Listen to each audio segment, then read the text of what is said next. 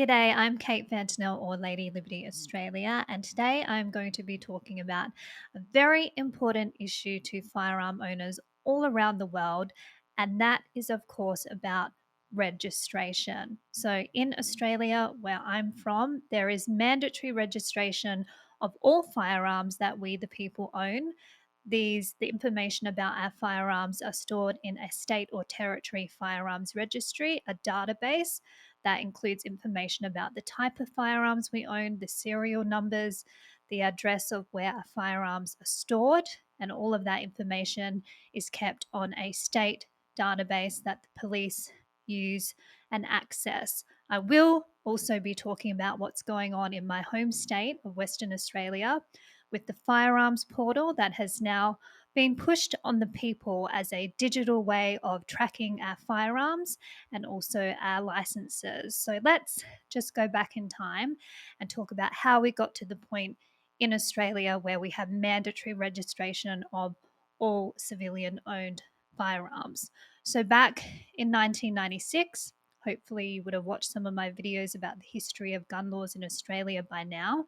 But after the 1996 Tassie massacre in Port Arthur, the federal government convened a meeting with all the state and territory leaders and decided that we needed mandatory registration of all firearms across every state and territory jurisdiction in Australia. So, this is the resolution number 2, effective nationwide registration of all firearms. Now, it's important to note that prior to 1996, handguns have always been registered in Australia in some capacity. So, this nationwide firearms registry was to capture all the long arms that we, the people, owned. So, back in 1996, resolution number 2, it says that there's mandatory registration of all firearms, including long arms, that all the states and territories had to sign up to. It's also got a bit of the history here about the states that had some kind of registration before then, the states that didn't. So, all of this registration was brought in after the Port Arthur incident in 1996.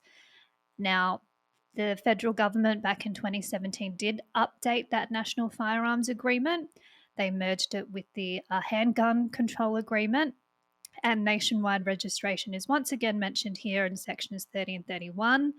Again, jurisdictions agree to the nationwide registration of all firearms, record sufficient information to be able to uniquely identify each firearm, including details prescribed by the National Information Sharing Hub.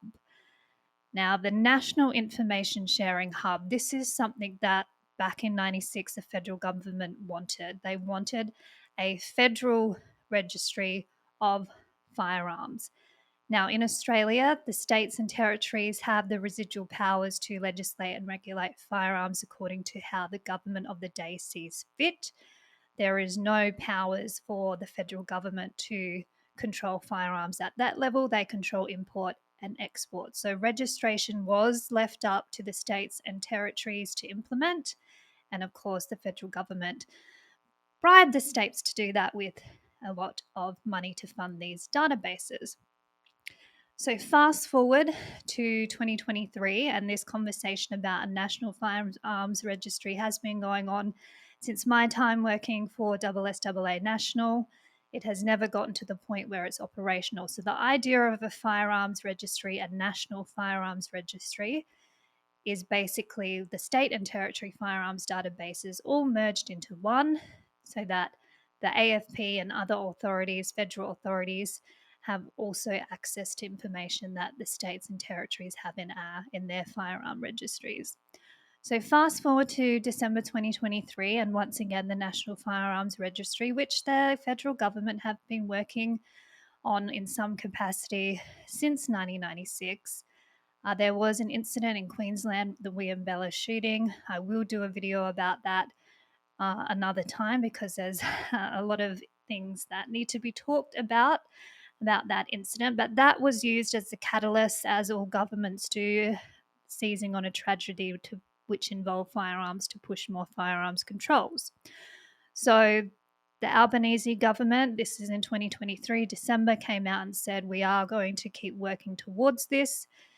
It should have been operational a long time ago. It hasn't happened. We are now pushing ahead with a national firearms registry based on the state and territory firearms registries, and it should be operational within 4 years. So, another good Christmas present for us from the federal government. Now, I just want to also bring up this point here. This goes into exactly what a national firearms registry will look like, and it will deliver nationwide tracing of firearms across Australia's international and domestic borders, secure nationwide sharing of information on firearms, firearm owners and licenses, national license verification service for law enforcement and firearm dealers, national alert and notification function for law enforcement about high risk information or events, and reporting and analysis functions to understand national firearms. So, that is what they are looking to achieve with this National Firearms Registry. Now, I have always been against registries of anything, any item at all. The state should not have that private information about what private property we, the people, own, whether it's firearm, cars, whatever it is. I do not think it is the role of the state to keep digital lists or physical lists in relation to our private property, including information about the private property to which we own. Now, I've had a lot of debates and conversations with politicians and people over the years about the fact that all firearm owners should have a firearms license and we should have the items that we own on a firearms registry, because in the event that something happens and the authorities are called to your house, they need to know if there is a firearm present.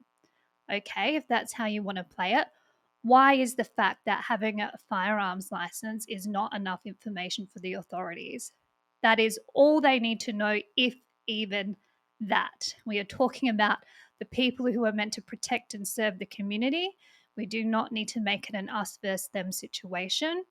The authorities should be trained and competent people to go into any situation and act accordingly. It does not matter if we have a firearm or not. And if we do, the fact we have a firearms license, which the police know because they are the regulators of firearms in Australia, that should be the end of the story.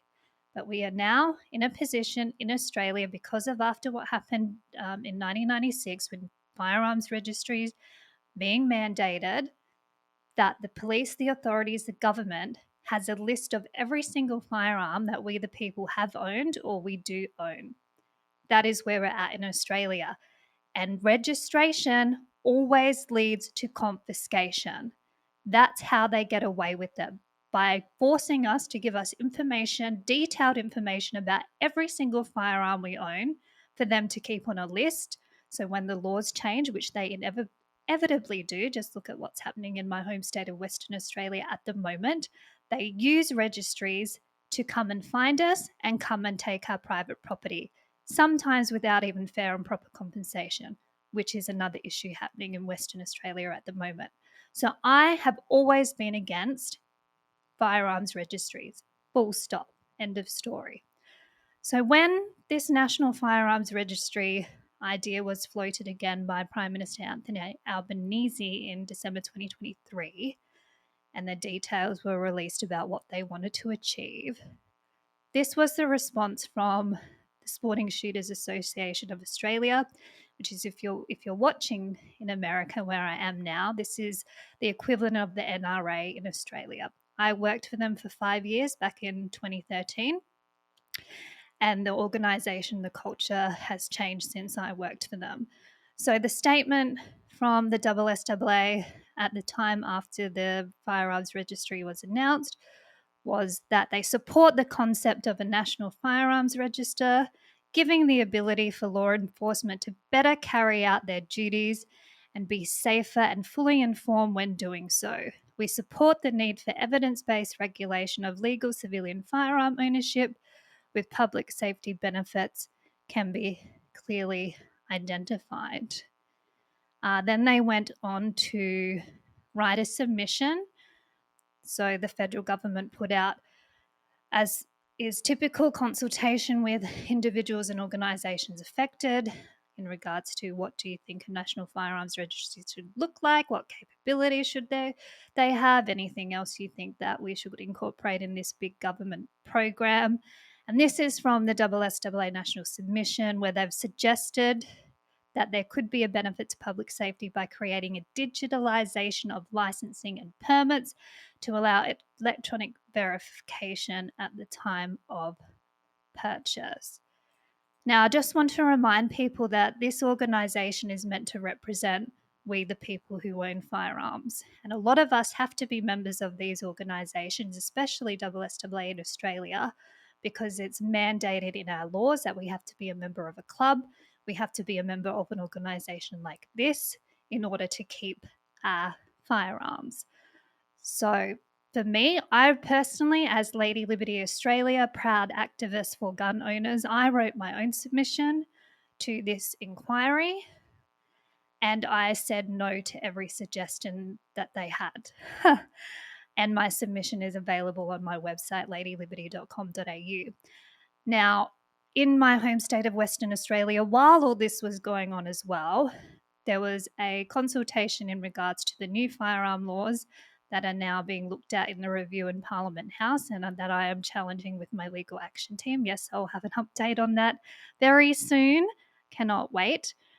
This was the submission I wrote in relation to the firearms registry in my home state of Western Australia when it was raised as part of the new laws. And this is what we're going through now in WA.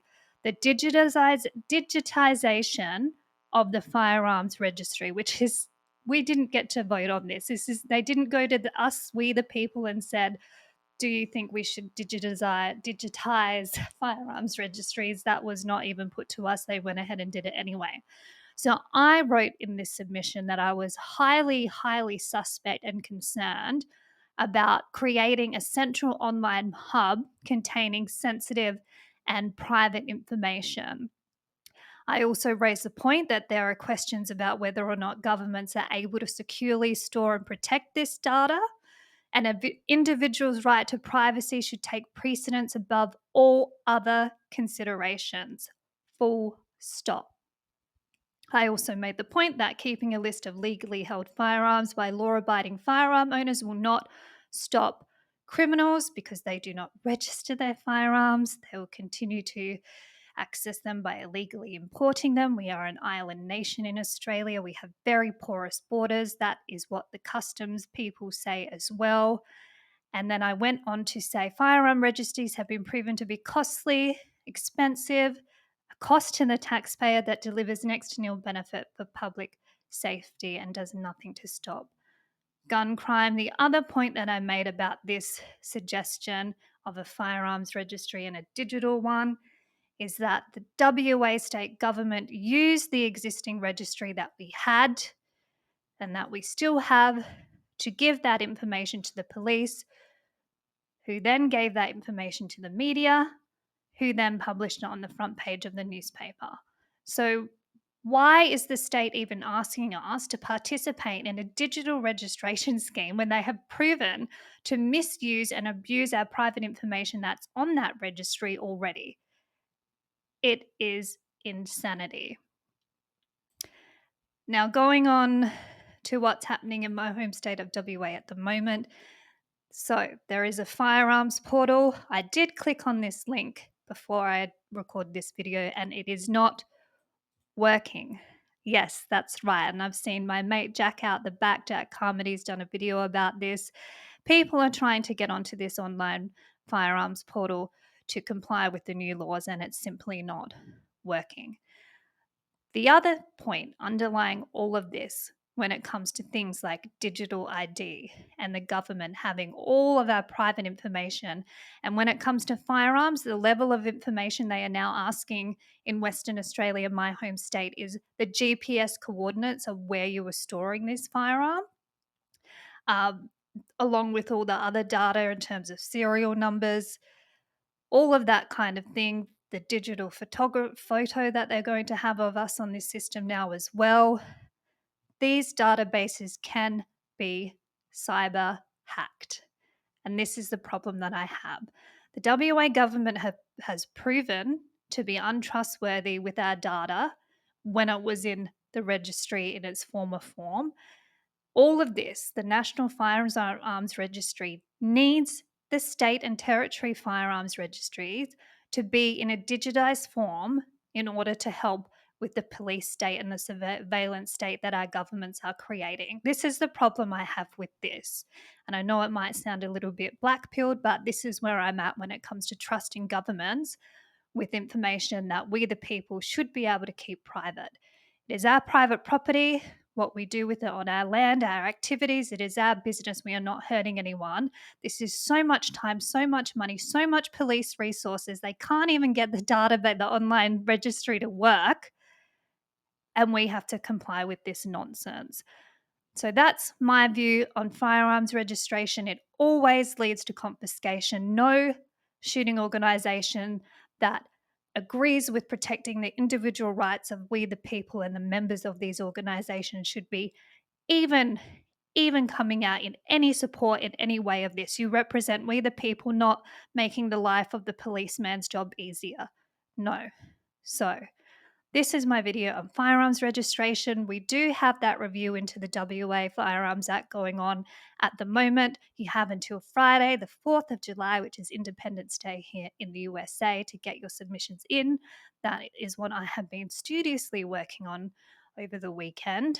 And I have, of course, mentioned the issues with the firearms portal and once again reiterated my stance on registration to the government. So I encourage you, especially if you're having issues with that portal, to write that in your submission. Thanks for watching. I'm Kate Fantano, or Lady Liberty Australia.